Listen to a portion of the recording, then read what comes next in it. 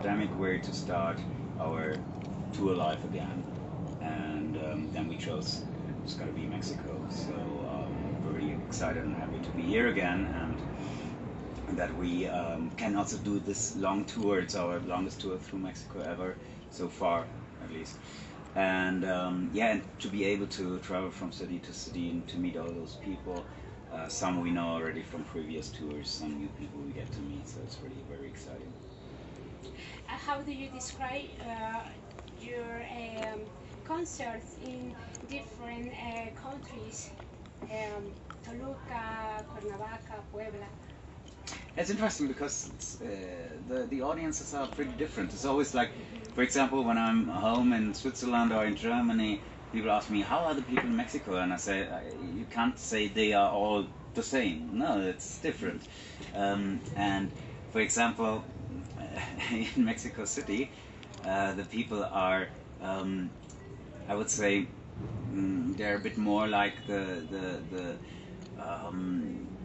showing their feelings more extreme, getting more out of their Really passion. yeah. And this is totally exciting. It's more kind of a rock or yeah, kind of a party atmosphere at the concert. In some other places, of course, they are more. We played, for example, in Puebla. We played in a theater with seats. It's of course different. But people are a bit more.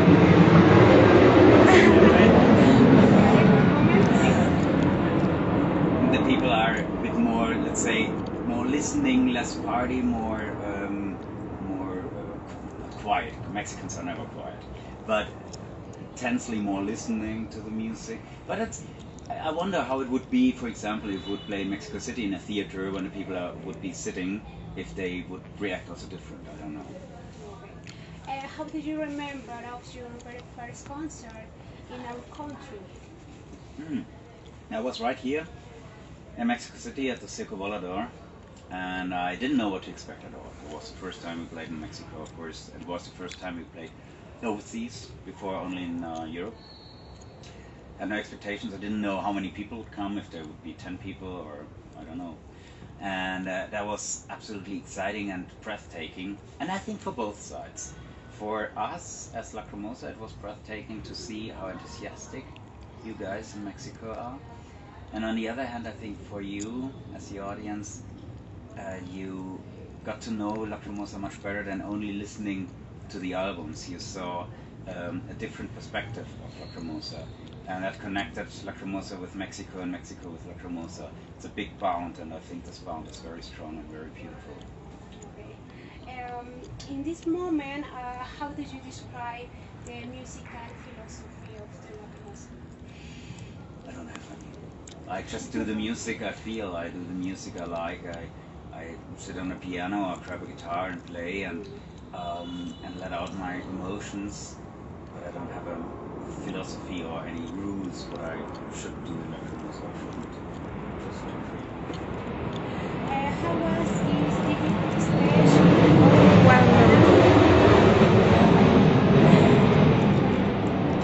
Well, of course, it was not very funny, but Lacrimosa is not a band in a common sense. We are not meeting every week to rehearse, so the musicians, they have their own private life and their things to do and bands and projects, and I'm most of the time anyway working for my record company, Hola, which gives me the freedom to do what I want to do. For example, like the anniversary box we did then in the pandemic time. The box was such a great thing to do because we couldn't go on tour, so we could celebrate the 30th anniversary with this box and do some specialties in there. I love this box very much, and those were things we did in the pandemic time, or those streaming concerts, for example.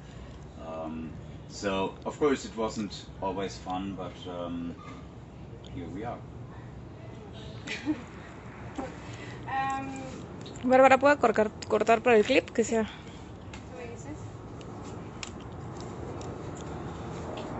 Listo. How do you consider the evolution of metal music in the new generations?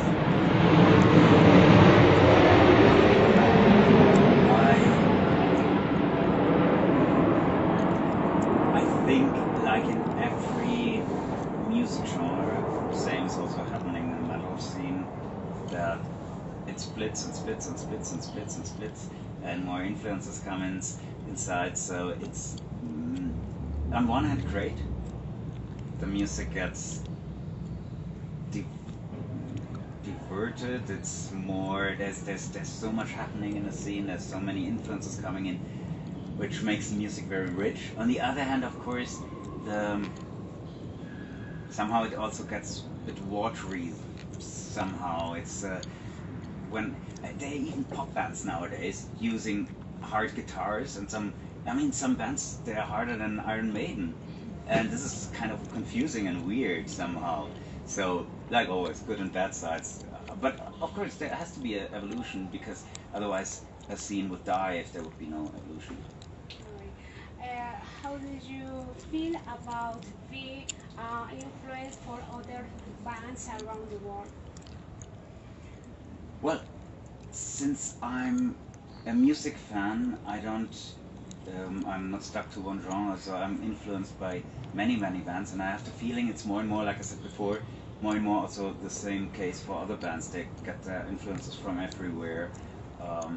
The other day I heard the new album from the new album from Red Hot Chili Peppers that sounded like a very old work from the 60s from Pink Floyd. So there were many influences coming from the 60s into 2021. So it's really very interesting how there are so many influences within other bands, and also with Lacrimosa I get influenced by so many bands and musicians, which is beautiful, because as long as you don't lose the focus and take the influences in your heart and not in your brain, which means I don't want to copy this, but I want to get the feeling, the emotion.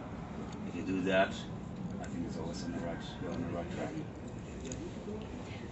Which has been the best moment and difficult in your musical career, and why? The most difficult moment was the production of Hola, because we had a problem we recorded this album with a London Symphony Orchestra on one part, and with another orchestra on the other part, and this orchestra, sorry, but it fucked up, and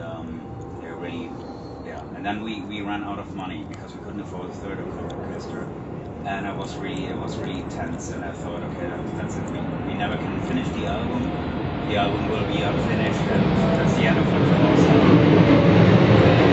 I remember a moment in the hotel when I realized I ran out of money, there's no solution right now, where I really thought, like, okay, if Lacrimosa ends here, what's worth living now?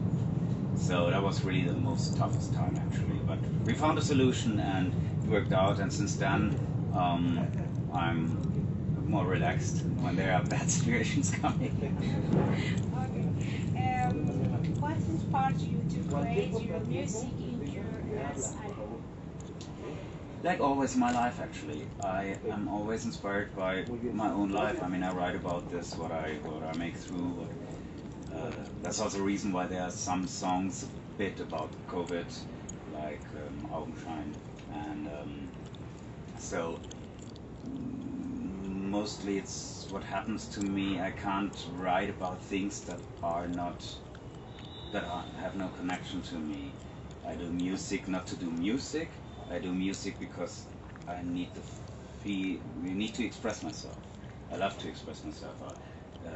I used to write poems, and then later the music came along. So it was always a way, except or instead of picking up the phone and talking to somebody and telling like for hours and hours blah blah blah blah blah, I write a song. So that's my inspiration, actually. Can you describe the music and the lyrics of the songs?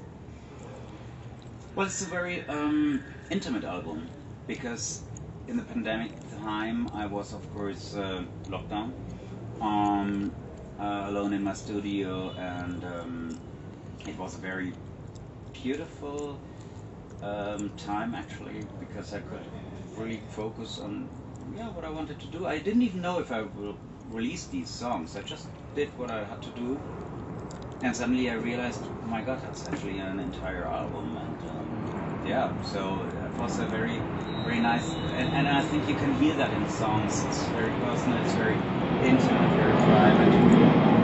Performing those songs on stage is very, very special, because to step from my studio out now on stage, suddenly I'm not alone anymore with my feelings. Suddenly there are some thousand people listening to it. This is really very, very exciting and emotional. And I think musically wise, it's one of the, I hope so, but I feel like that the best production of Lacrimosa. One of. Voy a cortar otra vez, Bárbara. Son 5 minutos. Ajá, te aviso. 3, 2, 1. Listo. In Mexico, we celebrate the Day of the Dead. Do you know about this celebration and tradition?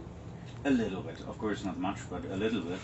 And I find it very interesting. And actually it's not so far away from something we have in Switzerland. We have some kind of a feast in springtime, where people are wearing masks, scary masks, to fear away the ghosts of winter. So it's a bit similar, and it's like also a feast where people are on the streets and doing music, dancing, and everything. So I like the idea, celebrating the death and the dead ones, thinking about the dead ones. I like this very, very much. I don't know, probably not in Mexico, but many cultures, just they, you know, when somebody dies, they make a funeral and then forget about them. And I find it so wonderful. I've been now in a couple of places here in Mexico, and there are the pictures of the people that passed away.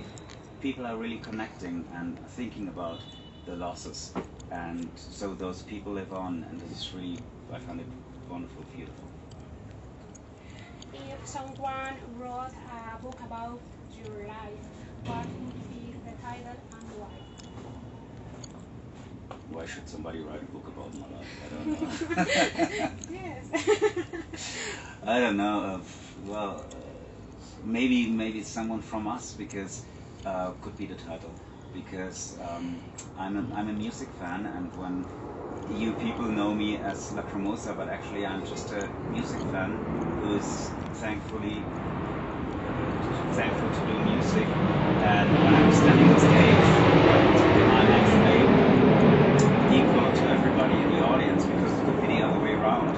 I love the music of Lacrimosa, and I'm happy to hear it when I'm performing it, but I could be also sitting in the crowd and listening to it.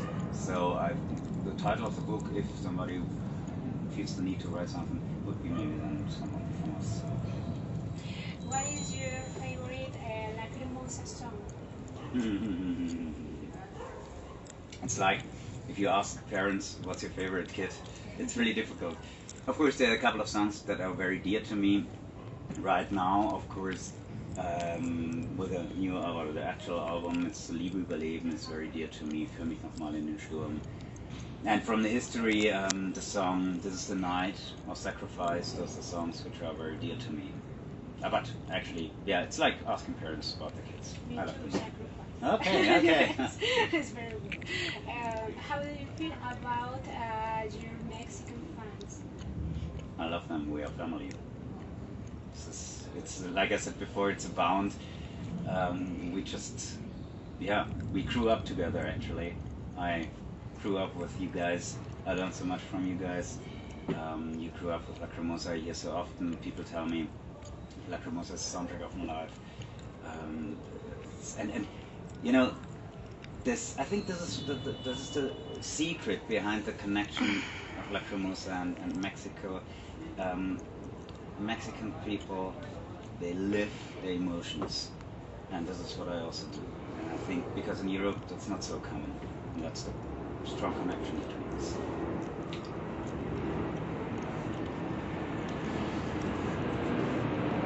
¿Pausa?